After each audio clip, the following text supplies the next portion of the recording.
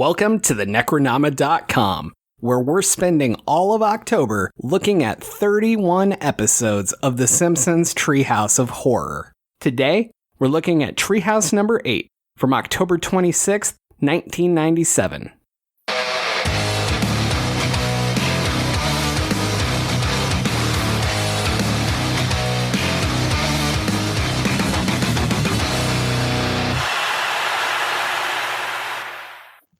I am James Sabata.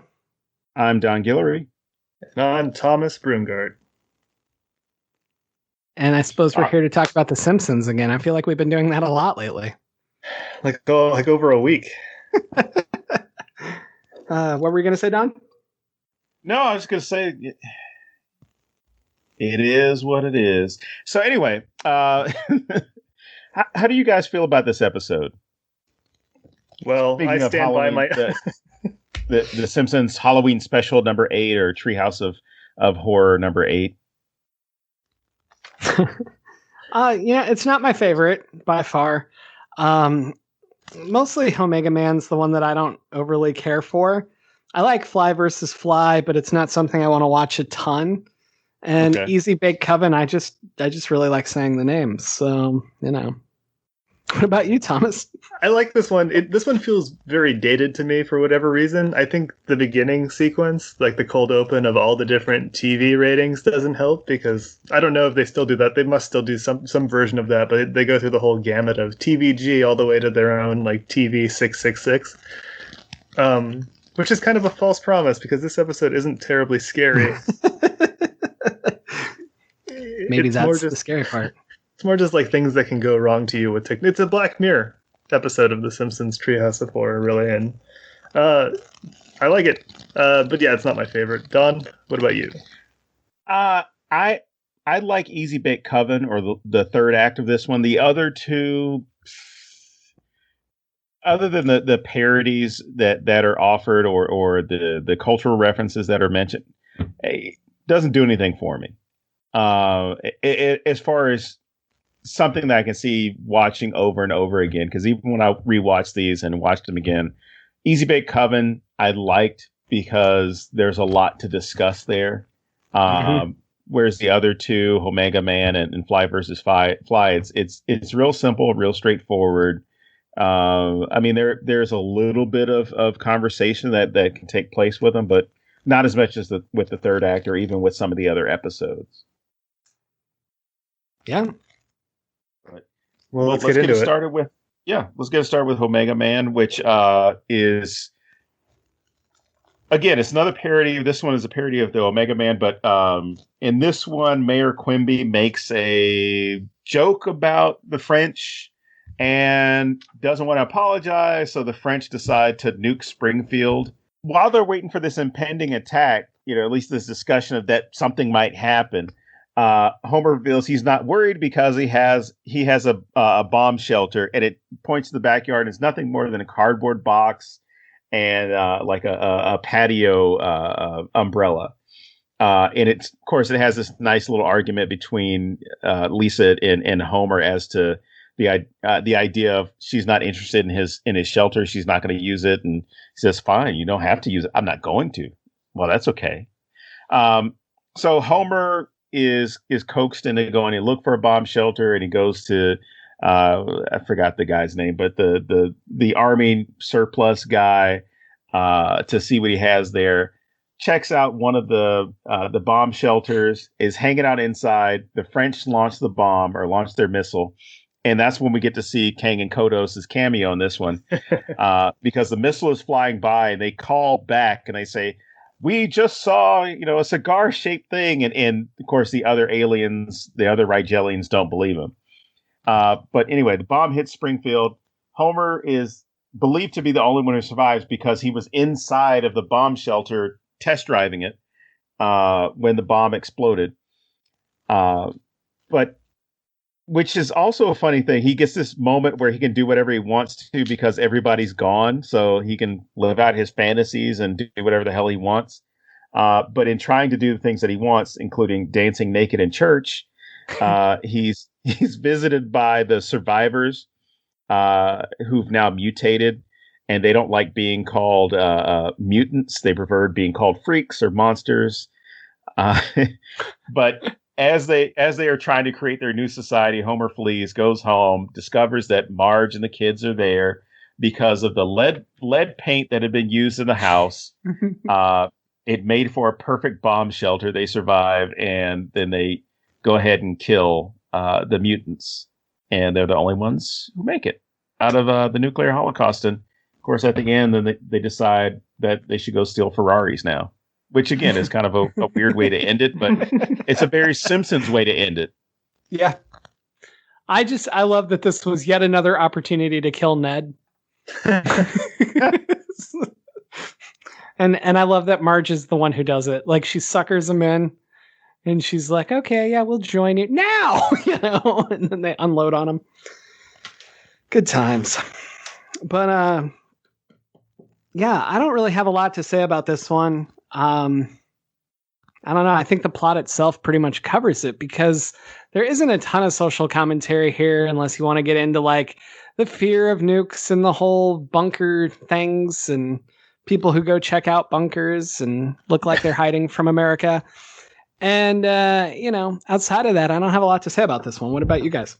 Well, I wanted to talk about Mayor Quimby and how many times he would have been canceled in real life if he were a real person, because... Do you mind? You are ruining the romance. His defense of his comment about the French frogs, I think he called them, was... Yes. I stand by my ethnic slur. and you couldn't get away with saying that kind of thing now. I gotta disagree there, Thomas. Go on. There are people who have done that and have kept their congressional seats and have even gotten on the Supreme Court for, despite whatever comments that they may have made or actions they may have taken. Oh, do you think Mayor Quimby would be a high-ranking member of the Trump administration? Oh my God. All the philandering and maybe not, though, because they don't normally bring in experts. So, yeah, like you were saying before, there's not a lot to really talk about in this one. I do like the King and Kodos. You get to see their home planet. You don't get to see that a lot, and you can see like their command center at home and how King and Kodos are just kind of jokes to their like brethren back home, which I thought was funny. But my favorite part of this whole bit is when Homer is mourning the loss of his family because he thinks they're dead. And he's just like, oh, little Bart. And then just swinging baseball bats and hitting a ball. And then little Lisa and then little Marge. And it's the same motion. And Marge misses. Yeah. Whoosh. Yeah, it's very Simpsons like of them. I always thought that was super funny. But this one and Fly vs. Fly are my favorites from this episode, so I enjoyed it. Nice. This one works for me. I mean, there is social commentary, and I don't think it's that deep, but at least with this, when you can see how dated the Simpsons are, from going backwards and looking at this period, because nuclear holocaust, nuclear annihilation is not something that we regularly think about. I mean, the closest would have been 2017, 2018, when, there was the fear that North Korea was going to start launching their missiles at any moment. But even then, people made jokes and said, well, fuck it. I'm just going to start making memes about this. Like, the world's going to end. This will be the last meme. But at least from the 1980s standpoint, we go back as far as 1962 with the Cuban Missile Crisis. But you had a lot of people in the 1960s that were buying, or at least in the 1950s, that were buying bomb shelters for their homes in preparation. And it had to deal with poor information, which was more suited to keeping people calm with things like duck and cover. But then it progressed to people knowing more about nuclear weapons and what they could do. To where in I think 1982, 1983, there was a TV movie by the name of The Day After, which featured a nuclear holocaust. And, you had scenes kind of like what Homer is dealing with, where they're just, dead bodies everywhere, skeletons, charred remains. And people saw that television special, freaked out, and had marches, protests. We were calling senators, calling their, all their elected officials locally, state, nationally, because they wanted to do something. With this one, it's a great look back at those periods where people were concerned about it, but the biggest fear was not necessarily the nuclear attack, but what the hell is going to happen after it. And it's great that they have, Ned and the freaks all hanging about to let you know that people were going to mutate, bad things are going to happen, and we're going to create our own society because you guys fucked it up for everybody. Nice. Yeah. All right, Thomas, you want to take us into the next one? Sure. Act 2 was Fly versus Fly. A nice play on Spy versus Spy, if there's any Spy versus Spy fans out there.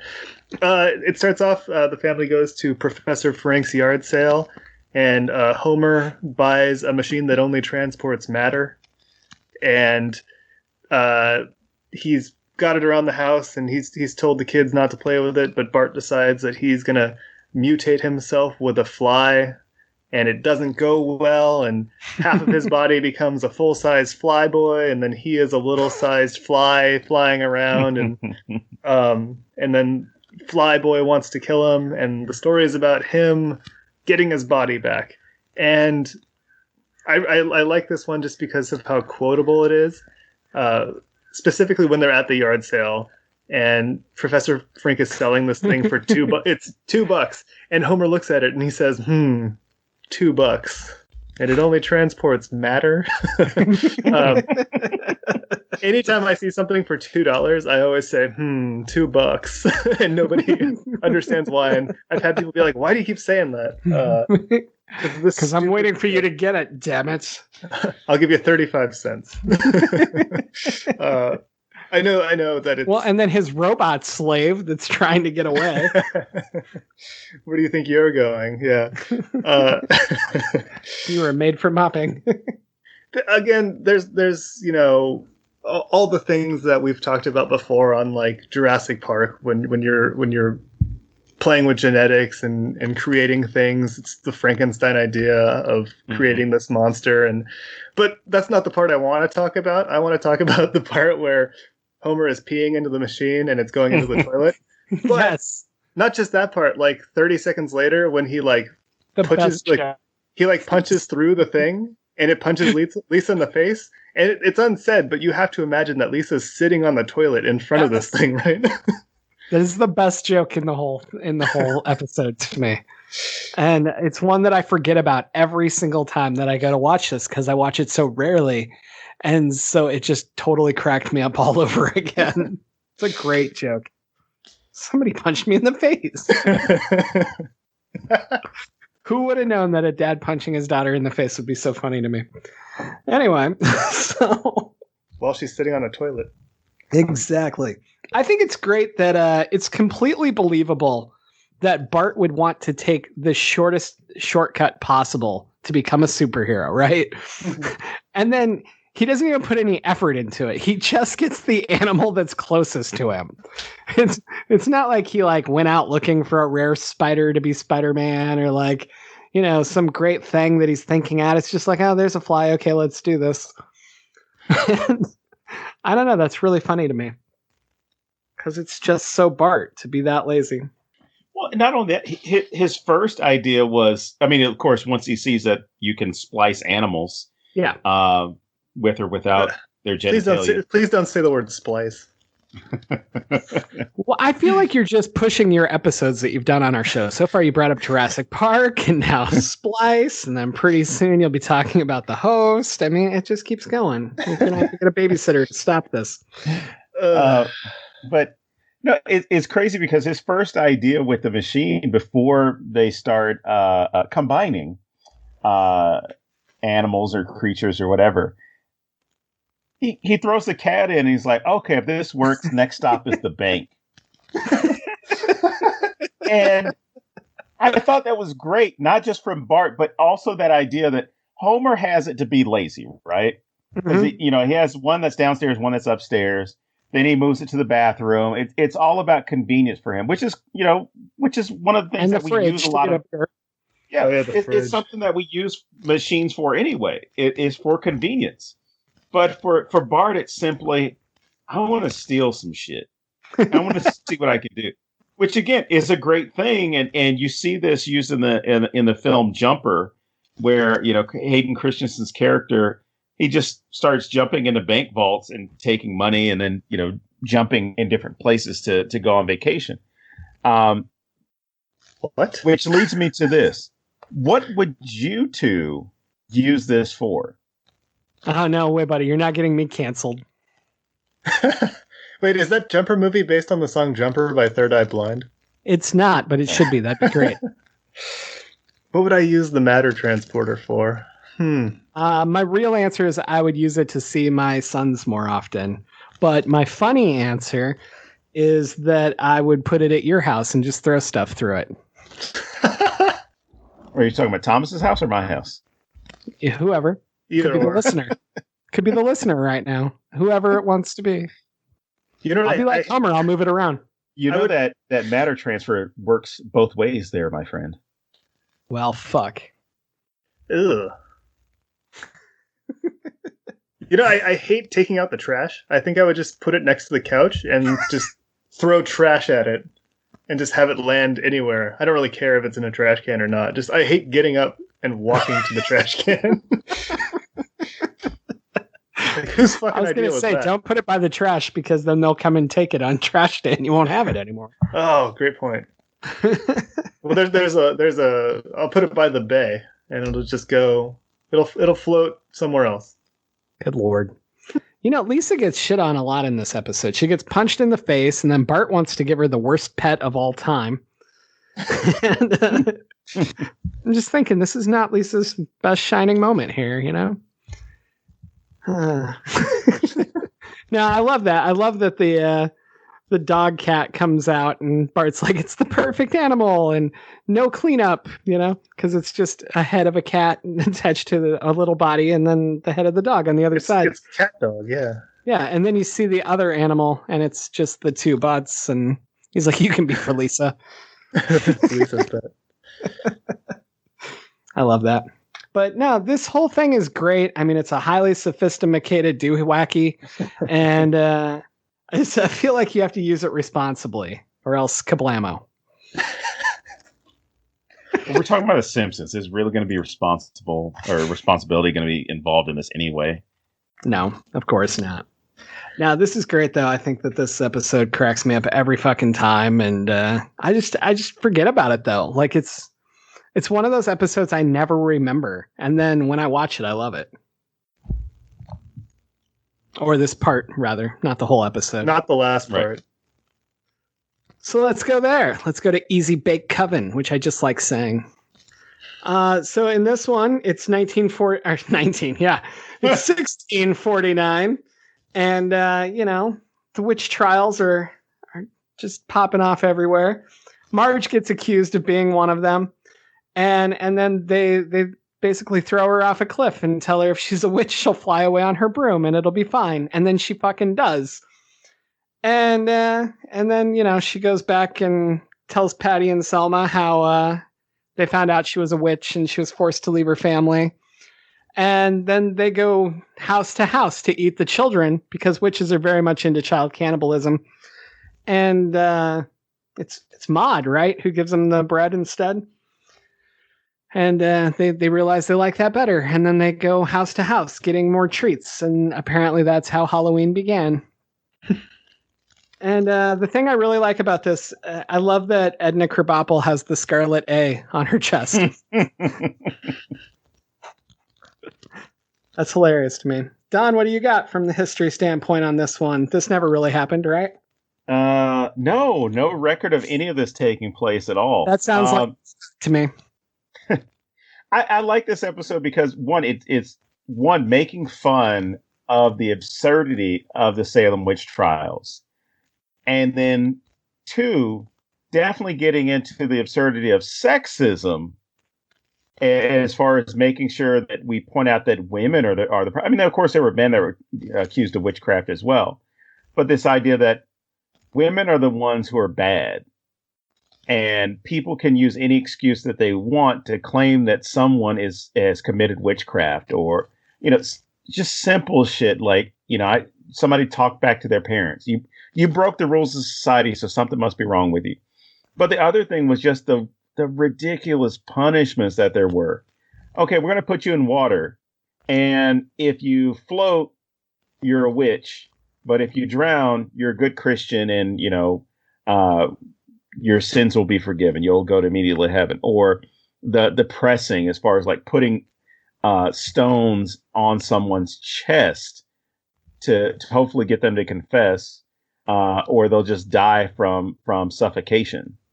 But yeah, I just found all this just ridiculous, and I love that it's been captured artistically in a bunch of different ways, whether it's Arthur Miller's The Crucible, or in several, I guess, teen movie versions where they've talked about how someone becomes the target of false claims or false accusations, not to be confused with political officials who do shit, and then when they get caught, they claim it's a witch hunt.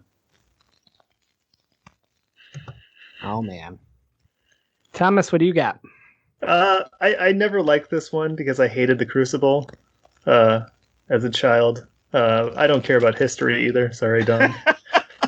But to me, like, as a Simpsons fan, this one really felt like the beginning of a new era of The Simpsons. For whatever reason, the tone of this one always felt different to me. And it always felt like a turning point in the series. I know there's a lot of fans who kind of separated up, like, seasons 1 through 8 are separate from 9 through 15, which are separate through the rest, and however you want to do it. And this was from season 9. And I don't know, something about it just felt different. And I never liked it as a kid. And I didn't much like it this time around either. I wouldn't like to try caramel cod, though. That looked interesting. Was it Homer in the genie outfit that didn't work for you? No, I loved Homer in the genie outfit.